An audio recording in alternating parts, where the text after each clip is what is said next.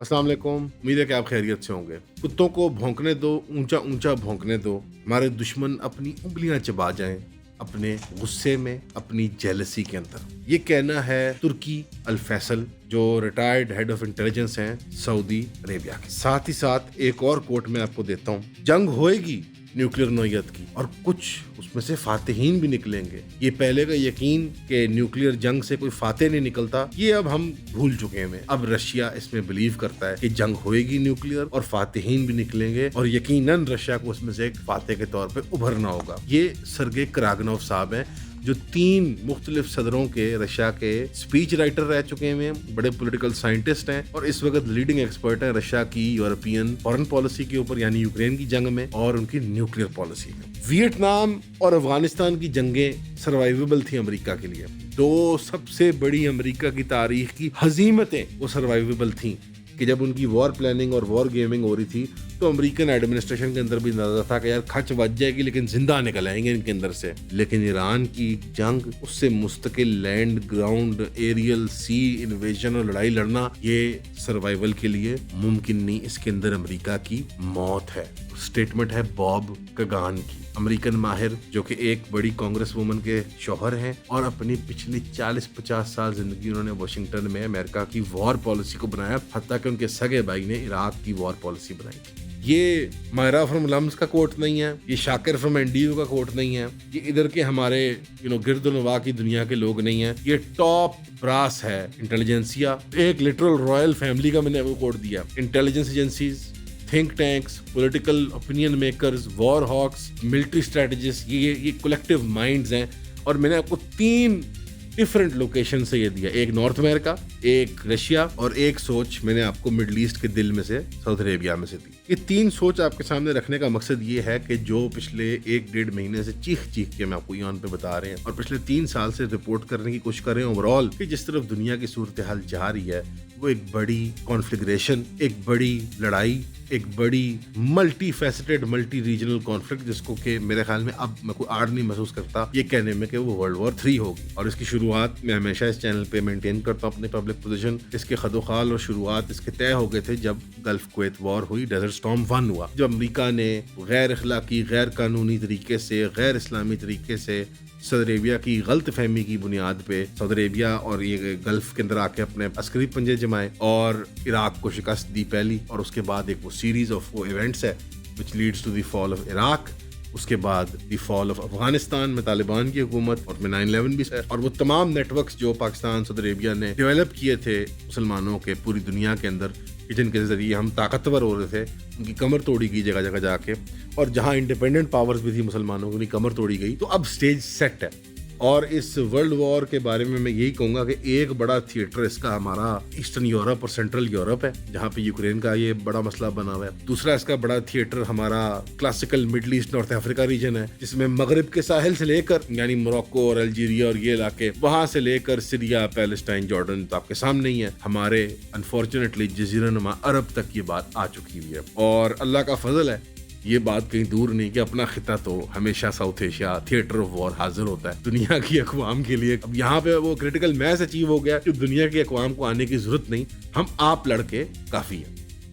ये जो हमने एफर्ट किया है, ये एक नई स्ट्रेटजी के तहत किया कि जहाँ पे आपको इंशाल्लाह ताला हम रोज़ की जो शाम की खबरें होती हैं उसके अंदर 1 या 2 बड़े आर्टिकल्स का तफसीली जायजा और साथ लिंक अटैच कर दिया करें। क्योंकि जो न्यूज़ पैकेट आपको हम देते होते हैं, जो मैट्रिक्स ग्रुप हमारा होता है, जो हमारे पेइंग मेंबर्स का है, उनको तो हम तमाम रिसर्च अपनी देते हैं, लेकिन जो पब्लिक हम एक सर्विस करना चाह रहे हैं कि सारे लोग ज़ाहिर बात है अफोर्ड नहीं कर सकते या नहीं लेना चाहते या इतना पसंद नहीं करते हमें, तो कम अज़ कम वो 2-3 बड़े जर्नल्स के, अखबारों के, किसी बड़े रसाले के जो आर्टिकल आते हैं सामने, उनका एनालिसिस और साथ उनके लिंक अटैच हो जाएंगे।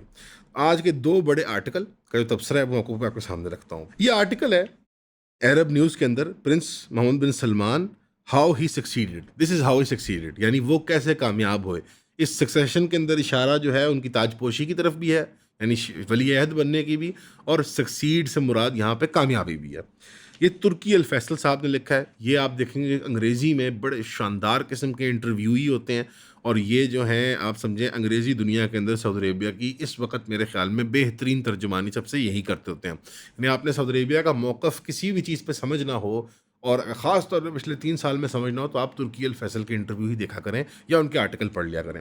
इनकी एक लंबी तारीख और फहरिस्त है, लेकिन मैं इनकी 2 बातें बताता हूँ। ये सऊदी अरेबिया की जानिब से एम्बेसडर रह चुके हैं बहुत बड़े लेवल के, और दूसरा ये इंटेलिजेंस चीफ रह चुके हैं। तो ये कोई अथू पत्थू नत्थू कह रहा नहीं है ये बंदा।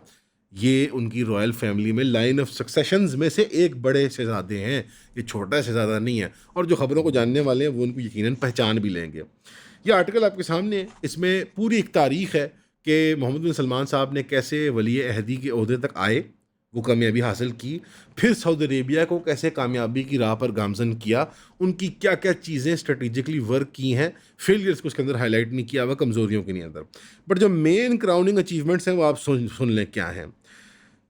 The kingdom of Saudi Arabia avoided the horrors of war. The kingdom avoided devastating repercussions of जो कुछ हॉर्न ऑफ अफ्रीका में यानी सूडान सोमालिया के अंदर, जो कुछ साउथ अरेबिया में यानी यमन के अंदर, और सीरिया के अंदर, और मुख्तलिफ हमारे जो गिरदनवा में छोटे छोटे सूडो या फुल टाइम कॉन्फ्लिक्ट्स चले हैं, चाहे सिविल अर्बन अथॉरिटीज़ के दरमियान, मिलिशियाज के दरमियान, या फॉरेन ऑक्यूपायर्स के दरमियान। ये आपको पता ना पिछले 10-15 साल के अंदर जो सारे ये बड़े कॉन्फ्लिक्ट्स हुए हैं, इसमें ईरान ने भी अपने हाथ धोए हैं, तुर्की ने भी अपने हाथ धोए हैं, अमेरिकन और रूसियों ने भी अपने आके हाथ धोए हैं। सीरिया इसकी सबसे बड़ी मिसाल है। इसमें वो कहते हैं कि बच बचाव करते हुए, वो जैसे मेरे जहन में एक अरबी शेख की इमेज भी आती है कि वो अपने जुब्बे को ऊपर कर करके ना वो चीकड़ में से छींटों के अंदर से निकल के, वो यही तशबीह देना चाह रहा है कि भाई कुर्ता गंदा किए बगैर सऊदी अरेबिया को मोहम्मद बिन सलमान साहब बड़े तरीके से निकाल गए हैं। और उनमें उसने जिक्र भी किया कि अब अपने प्रिंसिपल एलाय के साथ पाकिस्तान वो मिल के फायर फाइटिंग कर रहे हैं, वो हर जगह जाके आग बुझा रहे हैं, वो मज़ीद एस्केलेशन की ईरान की वो कर रहे हैं, और सबसे बढ़ के वो ईरान की इस तपती हुई आग के अंदर नहीं कूदे जंग के अंदर। इसको समझने की ज़रूरत है। पाकिस्तान प्रिंसिपल एलाय चीन का, मिलिट्री स्ट्रेटेजिक पार्टनरशिप एग्रीमेंट चीन के साथ, सेम एग्रीमेंट पाकिस्तान की सिमिलर मदद की सऊदी अरेबिया के साथ, यानी if A equals B equals C then A also equals C. तमाम कॉन्ग्रुएंट हो जाते हैं, बराबर हो जाते हैं। इससे मुराद क्या है? अगर पाकिस्तान जो कि सऊदी अरेबिया का एलाय और चीन का एलाय है, और यह आपस में म्यूचुअल स्ट्रेटेजिक डिफेंस एग्रीमेंट्स के अंदर हैं, तो Saudi Arabia is also in defence and strategic agreement via Pakistan with China. तो ये एक बहुत बड़ी डिपार्चर है सऊदी अरेबिया की प्रिंसिपल अलायंस विद अमेरिका के साथ, नंबर 1। नंबर 2, उन्होंने इस आर्टिकल में वाज़ेह किया कि ये जंग जो है ईरान की, ये हमारे ऊपर मुसल्लत जो है अमेरिका ने की है, इस ख्वाहिश के अंदर कि पूरे का पूरा गल्फ़ और मिडल ईस्ट तबाह हो जाए। अगर आप इसको सिर्फ 7 अक्टूबर से लेके आज तक 2 बड़े इंटरव्यू हैं तुर्की फैसल के, मैं आपको रिकमेंड करूँगा।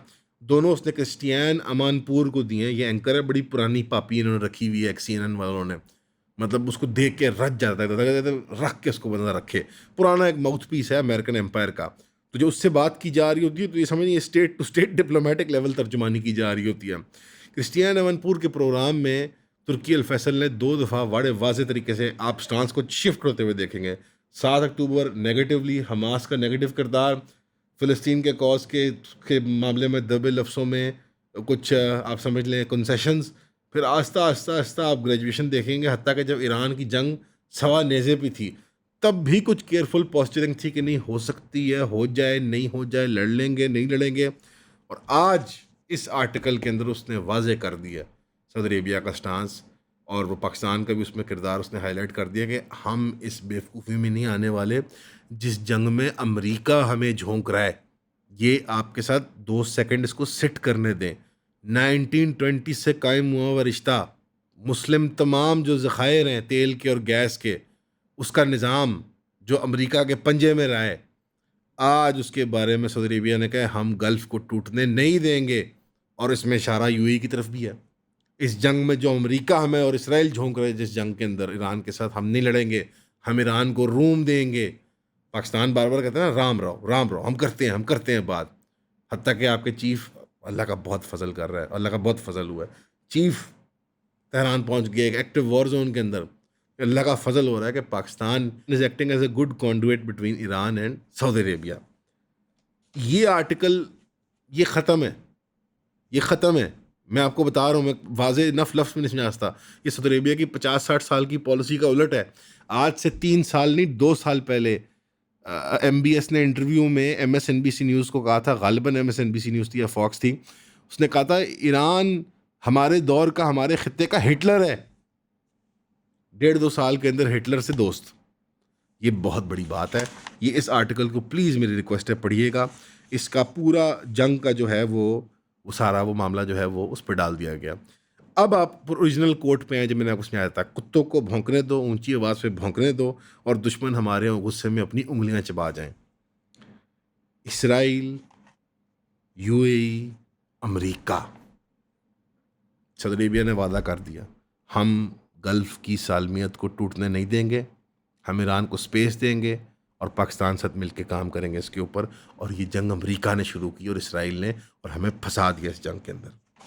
फिर ये दूसरा आर्टिकल, ये बॉब कगान का आर्टिकल है, द अटलांटिक का। बॉब कगान का मैं आपको तारुफ दे दूं जी, ये न्यू अमेरिकन सेंचुरी के को फाउंडर हैं।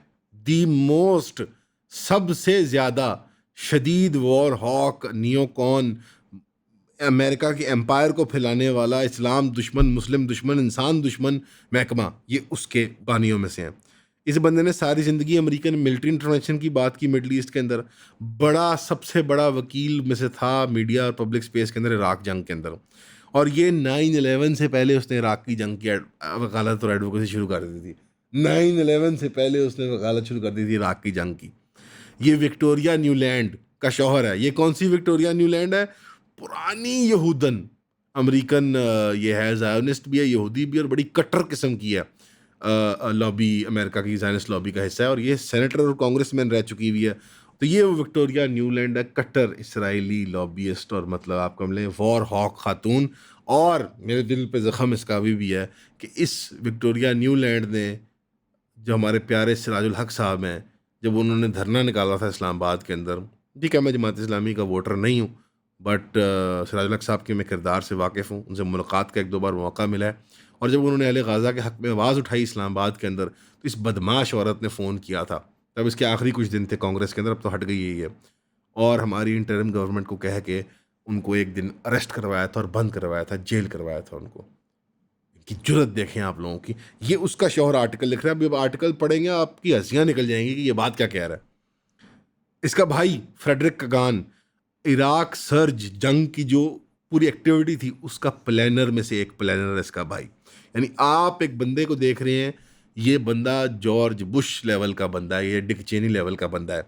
इस बंदे के आर्टिकल का लुबे-लुबाब क्या है? नंबर 1, वियतनाम और अफ़गानिस्तान, जो कि बड़ी हज़ीमतें अमेरिका की तारीख़ में, सबसे बड़ी हज़ीमतें अमेरिका की तारीख़ में, उन दोनों को सर्वाइव करना मुमकिन था। ईरान की जंग को सर्वाइव करना मुमकिन नहीं अमेरिकन एम्पायर के लिए। अमेरिका बाकी रहेगा लेकिन एम्पायर नहीं रहेगा, ताज और तख्त अपना खो बैठेगा। नंबर 2, ईरान किसी सूरत हाल में हॉर्मुज़ के कंट्रोल को नहीं छोड़ने वाली, और उसको वो हमेशा सिलेक्टिव लेवरेज के तौर पे, सिलेक्टिव से मुराद दुश्मन के लिए कुछ सख्ती, दोस्त के लिए नरमी। मैं कहने लगा था मोमिन के लिए नरमी। ये प्यारे हमारे भाई हैं लतीफ़, समझ ही गए लतीफ़ा, तो दोस्त के लिए नरमी। अरे हंस रहे हैं भी, बट ये बात दुरुस्त है। नंबर 3, गल्फ रियासतों को अकोमोडेट करना ही पड़ेगा ईरान को। अभी पिछले आर्टिकल में क्या बात हो रही है?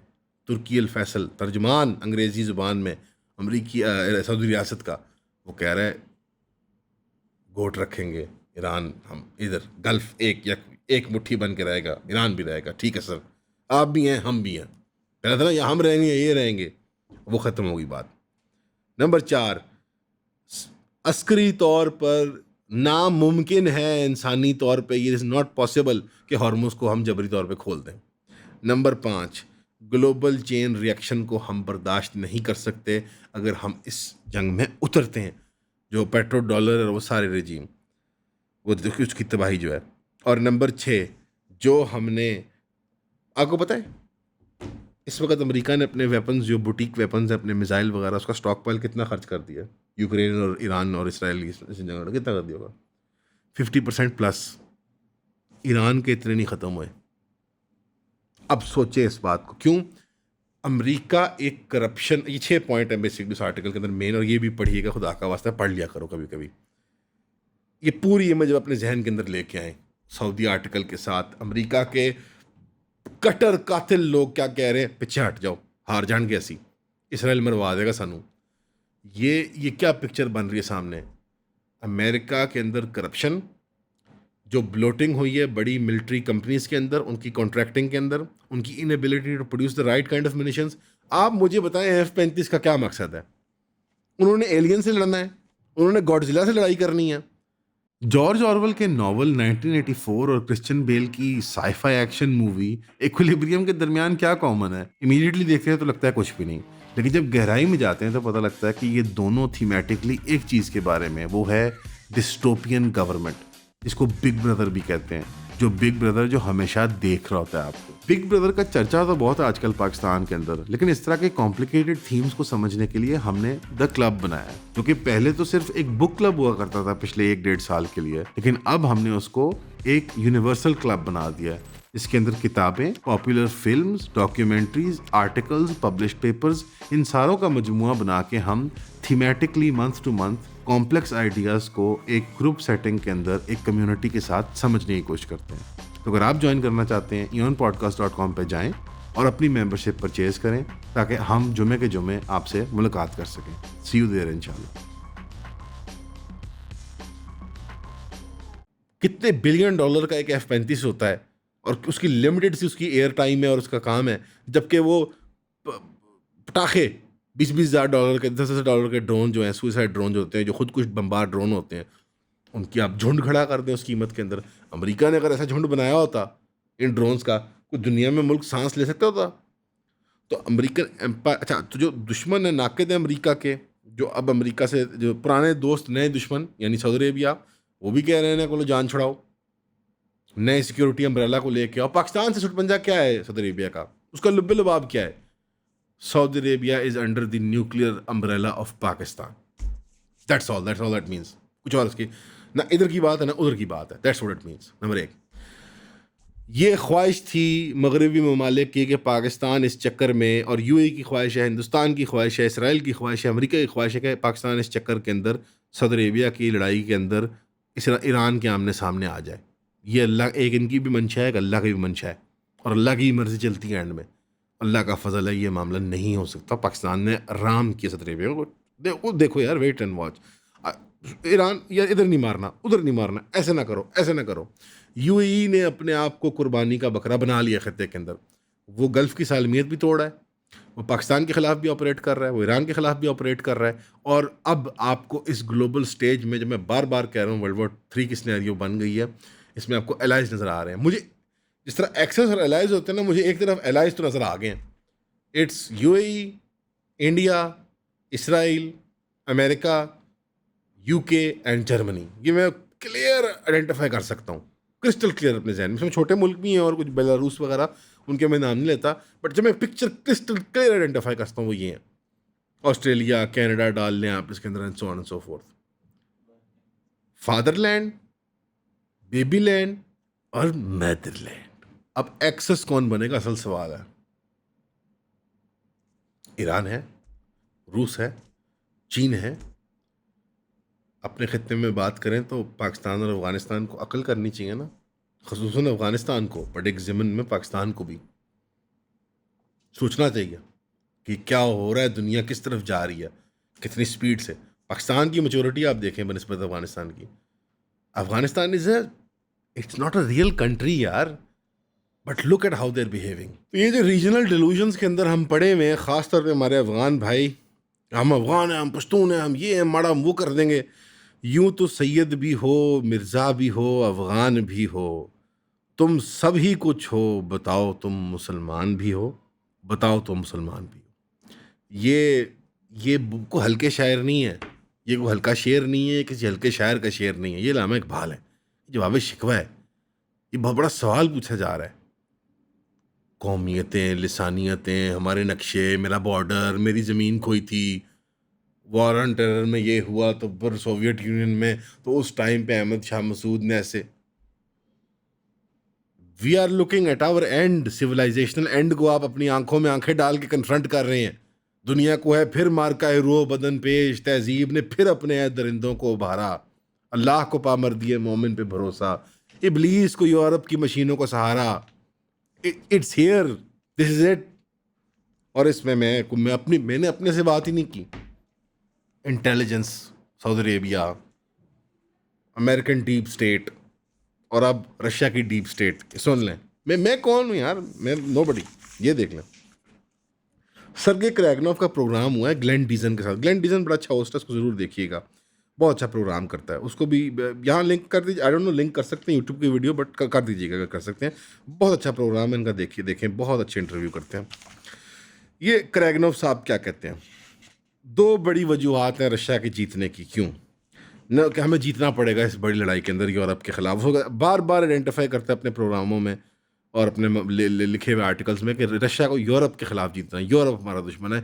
यूरोप, उसने कहा यूरोप जड़ है तमाम फसाद की बनी आदम की मॉडर्न तारीख में, इसीलिए यूरोप तक ये सज़ा आ चुकी हुई है। लेकिन मैं यूरोपी हूँ कल्चरली और सोशली, तो मेरी ख्वाहिश है कि मेरे लोग, ये खिता, हमारी सरजमीन बच जाए, लेकिन मैं इस आग से उसको बचते हुए नहीं देखता। ये उल्लू बलबाब है उनकी गुफ्तगू का। जो यूरोपियन एलीट ने यूक्रेन में जंग शुरू कर दी, उसने कहा है कि ये एंडलेस है और मासूम अजीम लोग, उसने कहा अजीम और मासूम लोग हमारे खित्ते के इस जंग में, इस ट्रैश में, उसने कहा इंटरव्यू में, इस ट्रैश में माजरत के साथ, दैट इज़ यूरोप पे ज़ाया हो रहे हैं। क्यों? ये स्टेटिस्टिक्स देख लें, 2022 से 26 तक कितने लोग मरे होंगे रशिया और यूक्रेन की जंग में। कवरेज तो कोई होती नहीं उर्दू में, अंग्रेजी में भी ऐसे बताते हैं, वो आज पटाखा फटा। 1.5 मिलियन लोग मर गए ऑफिशियल रिकॉर्ड के मुताबिक, फौजी और सिविलियन दोनों साइड्स की मिला के। 15 लाख लोग कत्ल हो चुके हैं, गिनती ही कोई नहीं। आपको लगता है रशिया भूल जाएगा ये? उसे नहीं पता ये जंग कौन करवा रहा है, ये जर्मनी की ख्वाहिश पे हो रही है, यूके की ख्वाहिश पे हो रही है, ये अमेरिका की ख्वाहिश पे हो रही है। साफ साफ क्रैगनॉफ साहब ने कहा है कि हमारी ख्वाहिश है कि ये हॉरिजॉन्टली मत फैले, यानी यूरेशिया के अंदर, यानी कोकाज के पहाड़ों में मत जाए, सेंट्रल एशिया में मत जाए, ईस्टर्न यूरोप में मत जाए।